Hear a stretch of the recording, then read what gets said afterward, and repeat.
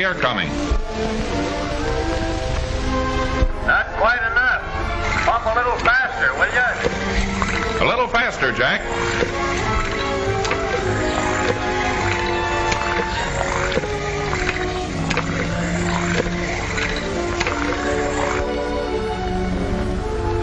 Hey, what's going on up there?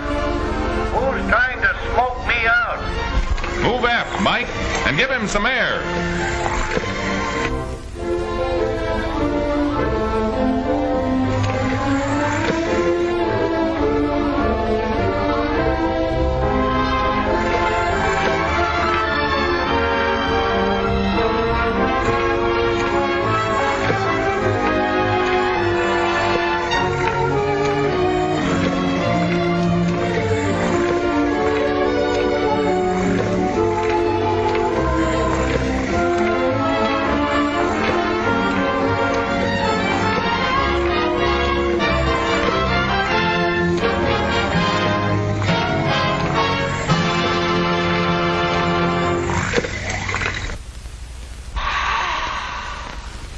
We cannot live without air.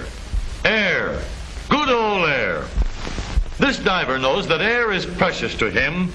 He probably doesn't stop to figure why. We need the oxygen in the air to combine with fuel in our bodies to give us strength and warmth. In our bodies, this combining of oxygen with the food we eat is taking place every second of our lives. It is called oxidation. Burning is another common form of oxidation. Burning is a rapid combining of oxygen with fuel. Without oxygen, nothing can burn. If we cut down the supply of oxygen, the fire gets weaker, and when the oxygen is used up, the flame goes out. By covering the fuel with water or chemicals that keep air from getting in, we can cut off the supply of oxygen and put a fire out. But when a fire gets plenty of oxygen, it will use all the fuel it can get.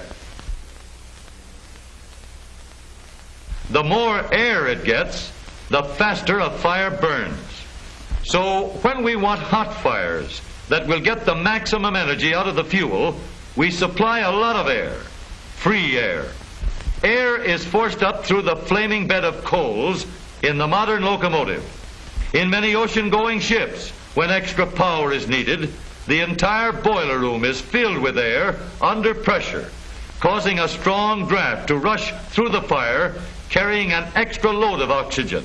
Even steel will burn if it gets enough oxygen.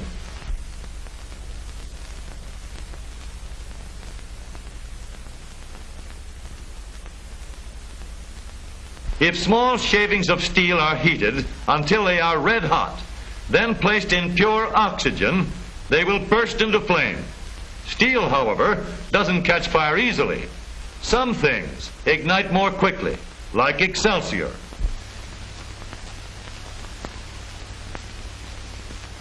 Or celluloid. One of the easiest things to ignite is gasoline. If we pour a few drops of it on a wad of cotton, it will evaporate. And the vapor will roll down to the lighted candle. That's why gasoline should never be brought indoors. Gasoline burns so fast that it seems to be an explosion. It is really just extremely rapid burning. Fortunately, we know how to control the burning of gasoline. And the best example of control is in the automobile engine. But liquid gasoline alone won't run an automobile engine. It has to be mixed with free air. This mixing is done on the same principle used in a garden spray gun.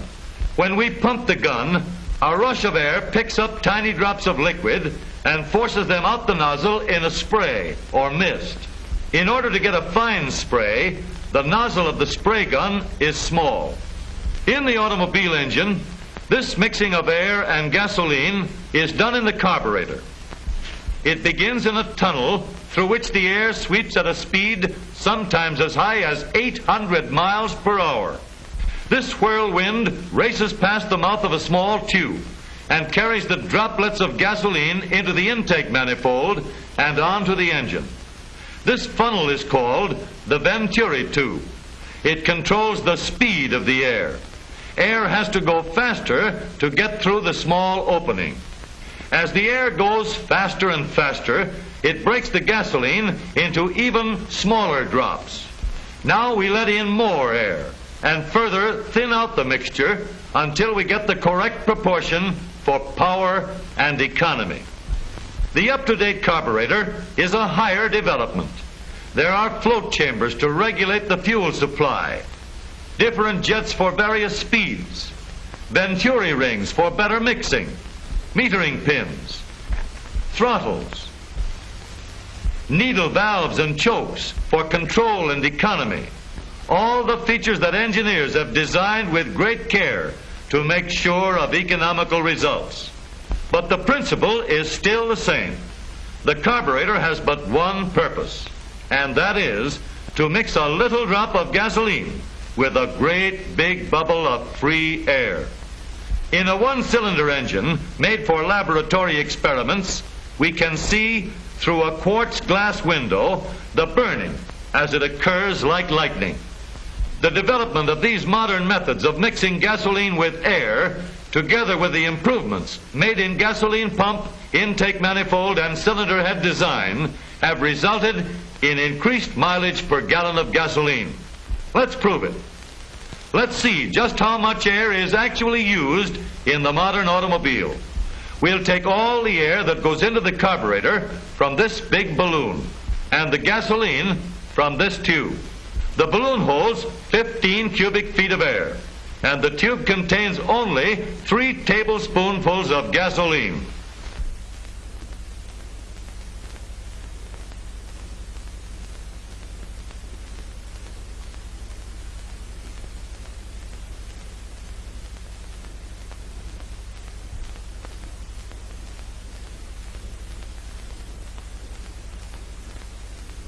Here's a race that's worth watching. A race to see how much gasoline we need while using enough air to run our car 1/4 of a mile.